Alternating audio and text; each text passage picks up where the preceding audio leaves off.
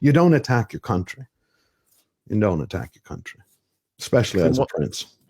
In one of your videos, you said they've been relegated to the others category. Yes, because their styles their HRH styles were removed from the website.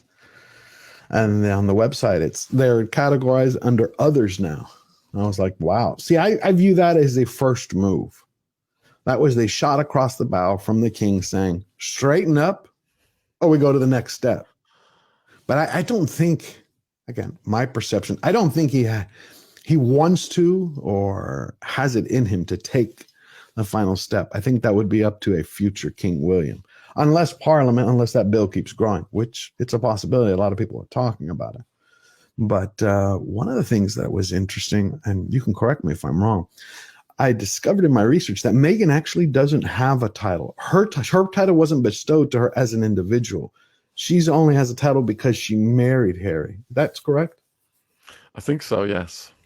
So it's like, that's why they strip him. She doesn't have one. And once she divorces, they would do the same thing. They would do the same thing like they did to Sarah Ferguson. But I think they would take it a step further.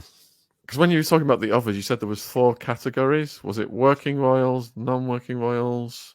What was the third one? I think it was senior working royals, royals, and others. Because I think Andrew was in others and Harry. Yeah, because it was the only 2. And long may he stay there. I'm going to go over to some questions that are coming from the viewers then. So JSAJB has asked, is WME embarrassed for taking Meghan on as a client? Absolutely. It's damaging their brand. I've heard 2 actors. I'm not going to name the names because I haven't confirmed it. This is the kind of thing I said I don't like to deal in rumor. But if I didn't have those names, put yourself in this perspective. You're a company. You're the top talent agent in the world. Your agency. Your job is to open any door and get any project, which is what they typically do. Now, all of a sudden, you bring a client on who is either not listening, which is what it looks like, and keeps damaging their brand. But every time they damage their brand, they make your job that much more difficult to get you a job, which means that you look useless, which means you look powerless, which the guys at the top who you're representing, the Costners, the Nicholsons, the Ryan Goslings, the Brad Pitts, they're going, well, wait a minute. Have you lost your mojo or is it just them? And that question WME doesn't want. Toxicity spreads. Next question is from Caroline Haig. What is Disney's biggest mistake? Lack of original unwoke content, ignoring the audience, or Rachel Zegler? Zegler is just a symptom of the infection that's at the heart of Disney. What happened at Disney is basically they went woke. And what I mean by that is they shifted their idea. They shifted from being a studio that made magic, meaning they focused on story, they focused on character, and giving the customer what they wanted, which is entertainment, providing escapism for a couple of hours or for 8 or 10 during a series. And when they brought politics into the studio, it trickled all the way down. So I met an intern through a friend of mine who's an audio engineer. The interns who are in most studios are the ones who read all the scripts that come in. They have to cull through them and go, what am I going to push up? Well, when you hire let's say a 20-year-old who just got out of an Ivy League institution in the US who's infected with this woke mind virus, what do you think they're going to be looking at? They're going to be looking at the next Grapes of Wrath or Gone with the Wind or Alexander the Great or Platoon or Lord of the Rings. No, they're going to be, nah, that doesn't pass the Bechdel test. Not enough women, not enough diversity, not enough box wine beta males. No, so they're going to pick everything that they believe represents them, and that's what's going to go up the ladder. And so when you start, the studio like Disney starts hiring people based on political ideology and who's a quota queen and what soapbox do they stand on instead of talent, merit, skill, and ability to craft a movie, a story, well, then it all just crumbles.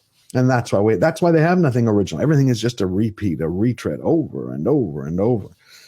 It's just, okay, just plug in. Give us a DEI checklist, which is, diversity, equality, and inclusion. Okay, Amazon, for example, you can go read it up there. Their new policy for their studio is, like 50% of script writers have to fall into one of these minority groups. The cast, the directing. Well, wait a minute. Shouldn't it be hire whoever is the best for each department to make the best possible story? That's what it used to be.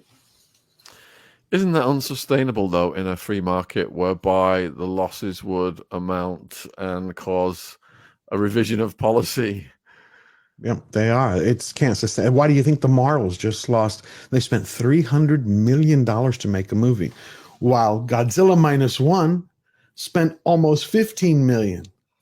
And they're already profitable. I mean, they got money coming out of the lizard's mouth because they put a great story together. It is not sustainable because you're not giving people what they want. See, movies used to unite everyone. You'd have conversations. Oh, look, I just saw Lord of the Rings. Oh, I just saw the original Star Wars. You talk about it. You tell everybody. You'd laugh about it. You joke about what, but you enjoyed it. Now everybody's complaining about it. When you go from complaining, then you stop buying tickets. You stop going to the theater. You start watching old shows, old series. I don't even watch the modern BBC anymore. It's one of my favorite. I watch all the old stuff. I can't watch anything new because there's no story. It's just a big political propaganda. It's the same way in the US. Like, come on. So no, it's not sustainable, but their intent, as Disney had shared it in their latest SEC stock report to the shareholders I'm paraphrasing now. We know we're losing money, but our social environmental message is more important. So we're going to continue doing that. At the same time, you had Bob Iger, the CEO, who's coming out in an interview with the New York Times saying, no, we're going to we got the message. We're going to focus on entertainment. So they're talking out of both sides of their mouths. Yeah, Netflix is pushing Rebel Moon as the number one Christmas movie here in the UK. You go on Rotten Tomatoes, I think it's 25%. I saw it last night. It's, you know what its biggest problem is? And I liked Zack Snyder. I did. I loved his visuals. Is that he fell in the trap. They're telling you everything. It's come on. It's like, here it is. It's like the audience aren't idiots. They're not. They want to get into the movie. Every white guy was a bad guy. Every non-white person was a good guy. Every female who was like the size of a twig could take down the size of a Schwarzenegger. It's like, it's not believable, even in fantasy. Like, make her like she's got some robotics or cybernetics or some magic, but create something that makes me believe it. Yeah, the antagonist had the Hitler haircut as well, didn't he? Oh yeah, you saw that thing. Yeah.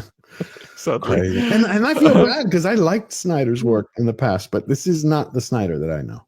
And they spent almost 200 million making it. So, question from Jamie Southard. Wants to know your thoughts on Omid and Endgame. Enough said? No. When you say his name, it's like Scooby. I think he was just someone who was trying to cash in another chip. He's like, hey, I need to make some money here. I think that's what it was, but big mistake. He misjudged big. He thought he was going to have another Finding Freedom. It's going to be another New York Times bestseller. I'm going to be praised. He's miscalculated because people open their eyes. But when you live in an echo chamber, like in a fishbowl, you only see what's around you. Didn't realize that Princess Catherine, Prince William, King Charles, they have risen in status as they've shown character, as they show that they're serving their country and their people. And the Meghans are not. That contrast has given the royal family, I think, more status and gotten more people to love them and respect them. And so Omid's book was like a poison pill. It's like, you did what? You said what? Yeah, no.